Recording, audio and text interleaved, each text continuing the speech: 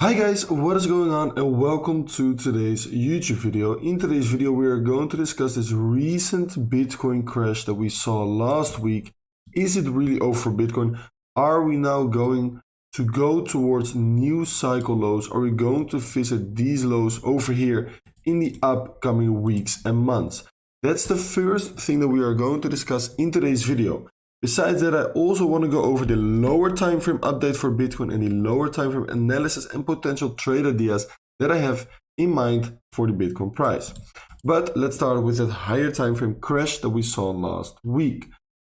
Does it mean that we are going to visit lower prices right now, or is our main target still this high over here? Because I can sit here and dispute the fact that I was wrong, but I was actually wrong because I did think that around this area over here we would see some kind of a bottom, then we would push towards this buy side liquidity over here, and we did not do that. So we got a crash, so I got stopped out on my Bitcoin long position. Luckily, of course, my risk was in check, but I'm not here to always be right. I'm here to be right most of the time. And this time I was wrong, and I do not really care too much because, like I said, we cannot be right all the time. If there's a trader out there that is telling you that he's right all the time, make sure to unfollow him, because there is no trader out there that is right all the time.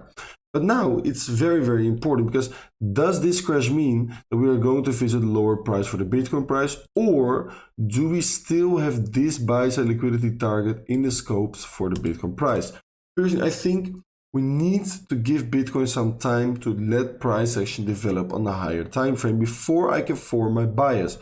At the end of the day, guys, we still do have this CME gap over here. And I've told you guys many times, at some point before the new cycle to the upside is going to start, we will fill this CME gap over here. But does it necessarily mean that right now Bitcoin needs to go lower and needs to visit the CME gap?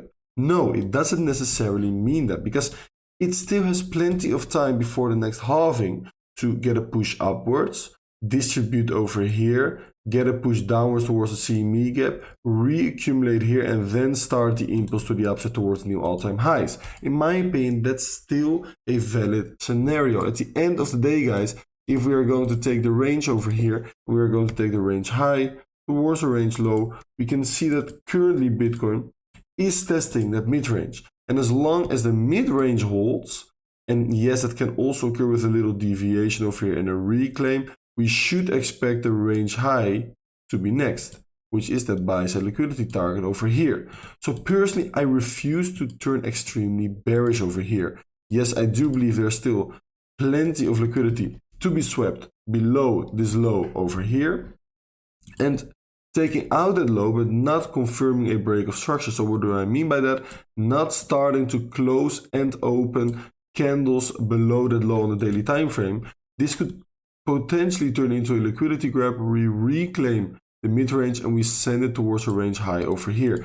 A valid scenario that I'm currently watching on the Bitcoin price. But like I said, let price action develop. If we start to move sideways over here, get a dip, reclaim, that's a bullish price action. If we start to slow grind upwards, or if we start to move sideways, liquidity grab upwards and then go down, that's a bearish sign, and then I expect to see CME gap over here. Do I expect Bitcoin to visit new cycle lows over here? No, I do not. Like I stated many times, what could be worse for the Bitcoin price than the FTX crash that we already had, than the Luna crash that we already had? What kind of news event is going to bring so much panic in the markets that everyone that was holding Bitcoin over here, even though FTX crashed, even though one of the biggest exchanges out there turned out to be a fraud, what could trigger those people that hold it and maybe even bought some more over here to start selling Bitcoin over here to force towards new cycle lows? I do not think there could be any news event worse for the crypto industry than the news events that we already had. I might be wrong. Personally, I do not believe that we will see new cycle lows. Now, that's my high time frame plan. Let price action develop a little bit. Wait for deviation below the mid-range before you start engaging with some positions. Now, more locally, we can see that over here, if I go on the 1 hourly time frame, is that we started moving sideways after that crash. Obviously, we also had that the weekend obviously coming up, I do think that we have plenty of stops resting below this low. Why?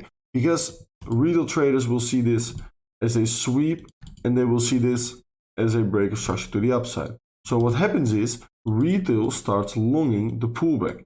But retail doesn't realize that we do not even open and close one candle on the 1 hourly time frame above this previous high over here. So it's actually not a break of structure to the upside, it's actually a liquidity grab. Now, retail doesn't see that, so what do? They long this pullback. Where will they place their stops?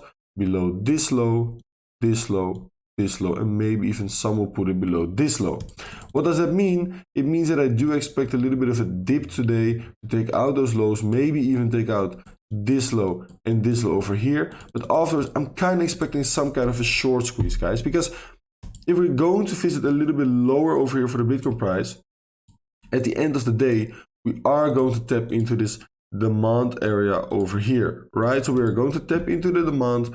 If we're going to hold the demand after the liquidity sweep, I do expect some kind of a short squeeze to take the stops above these highs and maybe even to tap into this fair value gap on the 1 hourly time frame and to restore that imbalance that we created during this dip to the downside. Okay, so keep an eye on that lower time frame scenario. We might take out this low and this low as well, but if we do, I kind of expect us, and that's my alarm going off, I'm very sorry, I kind of expect us to get a short squeeze afterwards. So either we dip into the demand over here and get a short squeeze, take these stops, and maybe restore that imbalance, or maybe we sweep the demand as well. So everyone that longs over here with very tight stops below this low also gets stopped out. And then we reclaim that demand and then we send it to the upside to take out those stops. Why is that kind of a nice scenario? Because if we dip, a lot of people will get extremely bearish, start market shorting support, stops over here, target this wick over here to take out that wick. Now, if even more people are starting to short over here, those late shorts always get punished and they will get stopped out over here and they will get stopped out over here. That's my lower time frame plan for Bitcoin. I will let price action develop a little bit during the London session, but if price action is in our favor around the New York Open, I will engage with some scalp longs on the Bitcoin price. If you guys do have any questions about this higher time frame and lower time frame update on the Bitcoin price, please guys let me know in the comments down below. Also make sure to smash up the like button and subscribe to this YouTube channel. Make sure to join our Discord. The link can be found in the description down below. Thank you guys for watching and I'll speak to you guys very soon on Wednesday's YouTube video. Ciao, ciao!